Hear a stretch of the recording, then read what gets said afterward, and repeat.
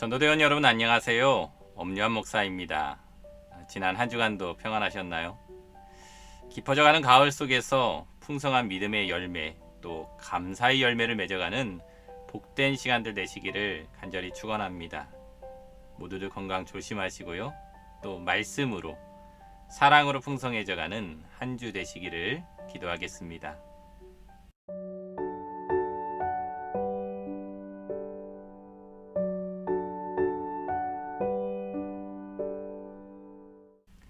지난주 말씀에 이어서 바울은 계속해서 유대인들의 죄에 대해서 지적을 하고 있습니다. 그 핵심은 율법적으로 살지 않는 행위에 대한 지적이었습니다. 그런데 이상하지 않습니까? 바울은 1장에서 분명 우리의 구원은 오직 믿음으로 얻는다고 했습니다. 그런데 2장에서의 바울은요, 율법을 지키지 않는 행위적 죄에 대하여 말하고 있는 것입니다. 구원이 오직 믿음으로만 얻어진다라고 했었는데 왜 행위에 대한 지적을 하고 있는 것일까요? 이것은 논리적인 모순이 아닌가요? 단순히 볼 때 이것은 논리적 모순으로 보이지만 이것은 믿음이라는 총체적인 의미를 잘 이해해야 한다는 것을 보여주고 있습니다. 우리는 보통 믿음은요, 행위와 반대되는 개념으로 이해합니다. 그러나 믿음이라는 것도 관념적으로만 생각할 것이 아니에요. 우리가 어떤 것을 믿는다라고 했을 때 그 믿음은 어떻게 증명될 수 있을까요? 어떻게 그 믿음이 확인될 수 있는 걸까요? 내가 그냥 고백만 한다고 믿음이 증명이 될까요? 무엇에 대한 믿음이 생겼다라는 것은요, 그것을 받아들이고 그것을 믿는 것처럼 행동하는 행위가 있는 것을 의미합니다. 무엇을 믿는다면요, 그것을 믿는 것처럼 살아가는 삶의 변화가 보이게 된다라는 것이죠. 그런데 무엇을 믿는다 하면서도 그것을 믿는 것처럼 살아가는 삶의 모습이 보이지 않는다면요, 그것은 진짜로 믿었다라고 볼 수는 없는 것입니다. 그러므로 믿음은 행위로서 증명될 수 있는 것입니다.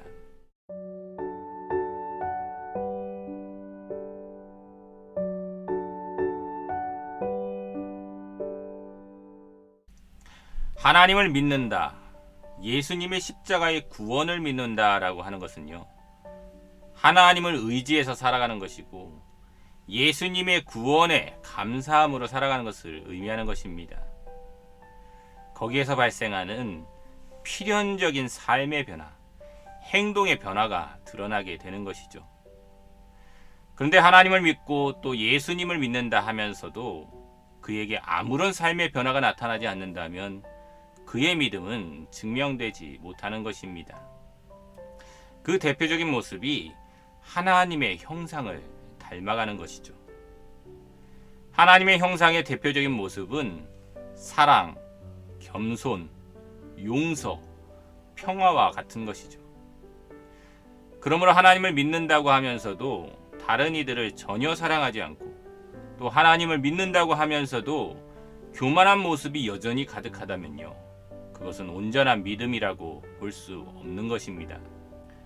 또 예수님을 믿는다면서 예수님께서 온 인류를 용서하신 것 같이 나에게 잘못한 사람을 조금도 용서해 주지 않는다면, 또 평화의 왕으로 오셔서 하나님과 인간을 화평하게 하신 예수님을 믿는다 하면서도 이웃과 다투고 싸우고 질투하고 비난하는 불화의 삶만 가득하다면 그는 예수님을 믿었다 할 수 없는 것입니다. 우리의 삶에서 드러나는 행위가 우리에게 구원을 줄 수는 없지만요, 우리의 삶에서 드러나는 그 행위들은 우리의 믿음을 증명해 줄 수는 있는 것입니다. 여러분은 어떻습니까? 여러분의 삶의 모습들이 여러분의 믿음을 증명하는 믿음의 행동, 믿음의 향기로 흘러나오고 있습니까?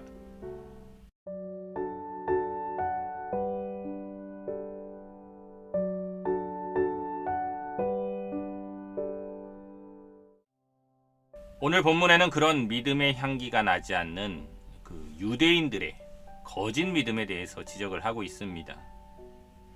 그들은 율법을 의지하였습니다.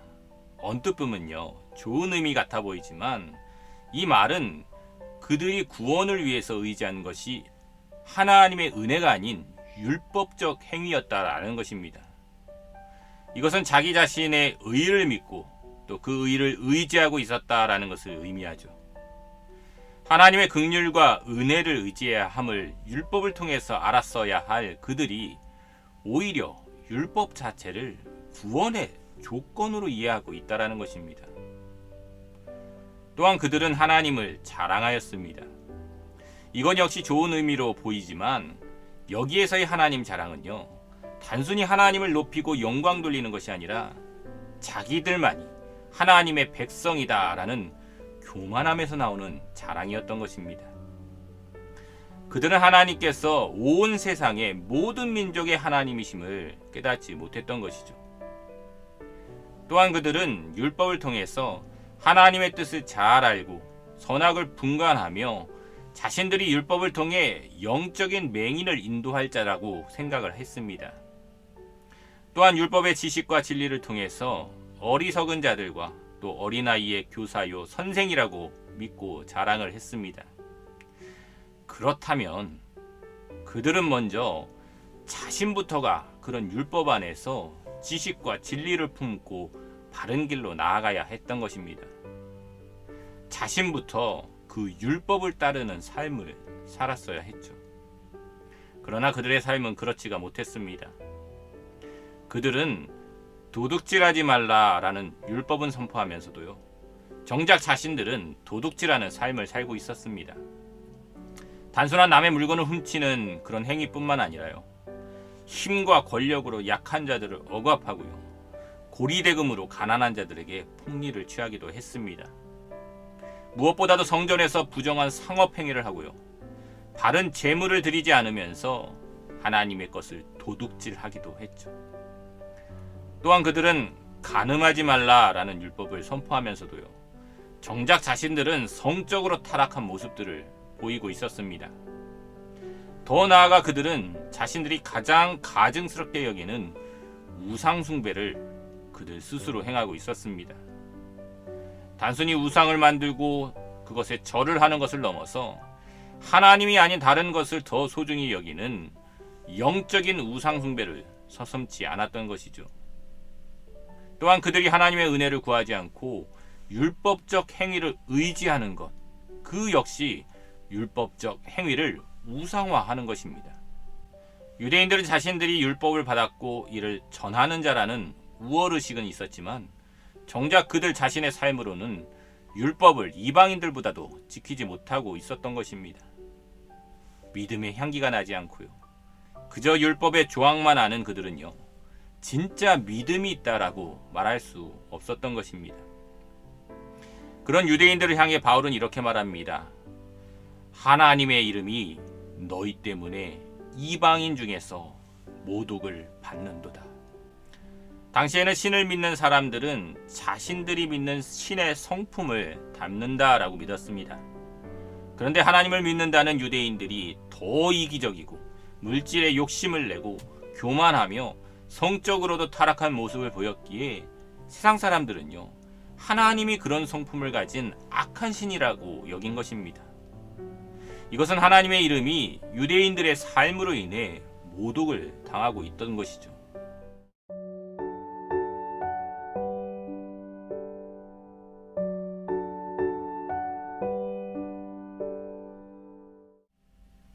오늘날도 마찬가지입니다. 하나님의 이름은 하나님의 말씀으로 인해서 모욕을 당하지 않습니다. 그런데 정작 하나님의 이름을 욕되게 하는 것은요, 하나님을 믿는 사람들의 삶입니다. 우리가 하나님을 믿는다라고 하면서도요, 이웃을 사랑하지 않기 때문에, 하나님 나라를 소망한다 하면서도 이 세상의 물질에 지나친 욕심을 가지기 때문에 나는 죄인이다 라는 사람들이요, 더 교만하고 거룩하지 못한 삶을 살아가기 때문에 하나님의 이름이 세상 사람들에게 모욕을 받는 것입니다. 우리의 삶 때문에 세상 사람들이 하나님을 믿으려 하지 않습니다. 우리가 아무리 좋은 말을 하고 복음을 선포한다 한들 우리의 삶이 증거가 되지 못한다면요, 세상 사람들은 오히려 하나님을 믿지 않을 것입니다. 우리가 비웃음을 당하는 것을 넘어 하나님의 이름이 모독을 당하게 될 것입니다. 그래서 복음 사명자에게 복음을 전하는 것보다 더 우선되는 것은요, 복음된 삶을 살아가는 것입니다.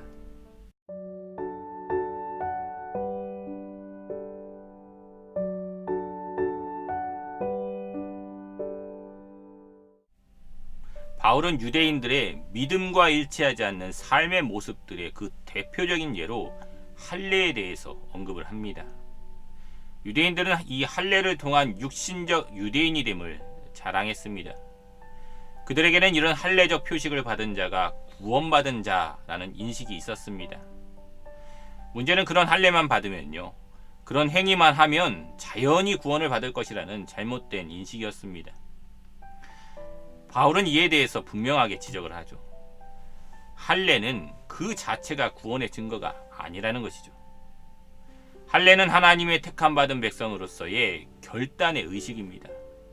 할례를 통해서 나는 하나님의 율례를 지키며 사는 하나님의 백성이 되겠습니다 라는 고백이고요, 그 후에 삶의 변화를 다짐하는 의식입니다. 그러므로 할례를 통해서 나의 삶과 가치관을 바꾸고 그 안에서 믿음의 향기가 드러난다면 그 할례는 유익하지만요, 할례라는 의식만 행한 뒤에 그의 삶이 조금 더 변하지 않는다면 그 육체적 할례는 아무런 의미도 가지지 못하는 것입니다. 반대로 무할례자라도요, 양심에 따라 율법을 지키면 그는 무할례자지만 할례자와 같이 여겨지게 될 것입니다. 오히려 무할례자인 이방인들이 양심에 따라 율법을 지키면요, 할례자이면서도 율법을 지키지 않는 사람들을 부끄럽게 할 것입니다. 이것은 오늘 우리에게도 해당되는 말씀이죠. 우리는 스스로 구원받은 자라고 자랑을 합니다. 그러나 그것이 하나님의 은혜를 자랑하는 것이 아니라 내 행위를 자랑하고 영적인 우월의식으로 자랑하는 것이라면요, 그것은 올바른 모습이 될 수가 없습니다. 오히려 그리스도인들보다도 더 양심적으로 살아가고 더 이웃을 섬기고 사랑하는 세상 사람들의 모습을 보면서 우리는 부끄러워할 수 있어야 합니다. 율법을 맡은 자로서 양심에 의지하여 살아가는 세상 사람들보다도 더 거룩하지 못하고 더 사랑하지 못하며 더 희생하고 낮아지지 못한다면 그것은 우리의 부끄러움이 될 것입니다. 또한 유대인의 할례는 오늘 우리가 받는 세례를 돌아보게 합니다. 세례를 구원의 증표 자체로 여겨서 세례만 받으면 구원받을 것이다 라고 생각하는 분들이 있습니다. 그러나 세례는요, 믿음의 공동체로 들어와서 나는 죽고 그리스도와 함께 다시금 살아가겠다 하는 삶의 결단이요, 의식입니다. 그러므로 세례가 중요한 것은요, 그 이후의 삶이죠. 삶의 결단과 변화의 모습 없이 세례라는 형식만 치른다고 해서 구원을 보장받는 것은 아닙니다. 그러므로 표면적인 유대인이 유대인이 아니고요, 육체적인 할례가 아닙니다. 오직 하나님의 말씀을 믿고 삶으로 살아가는 사람들, 그런 사람들이 진짜 믿음의 유대인인 것입니다. 마음의 예수 그리스도의 십자가의 보혈을 내 육신에 새기고 살아가는 사람이 진짜 구원받은 할례자라는 것입니다. 그러므로 우리는 사람에게 칭찬받는 것을 기대하며 살 것이 아니라 하나님께서 인정해 주시고 칭찬해 주시는 그러한 삶을 살아가야 하는 것이 중요한 것입니다.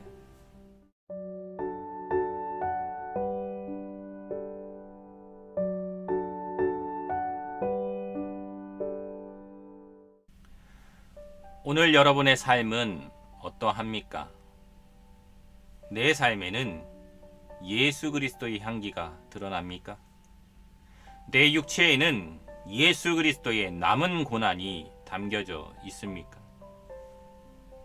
그런 믿음으로 인해서 필연적으로 드러나게 되는 삶의 행위들이 우리의 삶에서 드러날 때 세상 사람들은요, 우리를 통해서 하나님을 발견하고요. 하나님께로 나아올 수 있는 것입니다. 바라기는 여러분의 삶이 그런 삶의 향기로 복음을 전하는 인생, 그리스도의 남은 고난을 내 육체에 채워가며 살아가는 인생이 되어서 먼저는 나 자신이 은혜로 구원을 받고요. 나아가 다른 사람들의 영혼들을 구원할 수 있기를 바랍니다. 그래서 사람의 칭찬이 아닌 하나님께 칭찬을 받는 향기로운 인생, 향기 나는 구원받는 인생이 될 수 있기를 주님의 이름으로 간절히 축원합니다.